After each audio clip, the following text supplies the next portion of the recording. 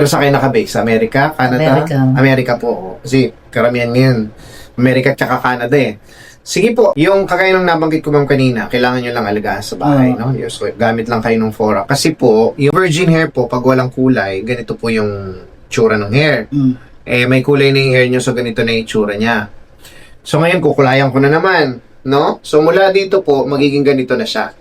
So, gagamit tayo ng fora para at least hindi na lumala yung hair naging ganito.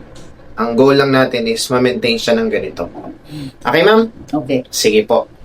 Hello po, madam. Po yung product namin. So, nakagamit na po ba kayo ng fora? Hindi pa. Ngayon pa lang. So, ano po yung dapat gamitin nyo ay yung hair mask po na laging na-explain po ba sa inyo? Alin dito ang hair mask? Dito? Yes po. Ayan po yung hair mask na pwede nyo pong treatment sa bahay.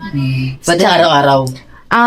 Every other day po siyang pwede magamit. So, meron po kami dyang roots yung na pwede nyo pong i-DIY para sa bahay. So, yan lang po yung pwede nyong magamit para sa home care nyo po, madam.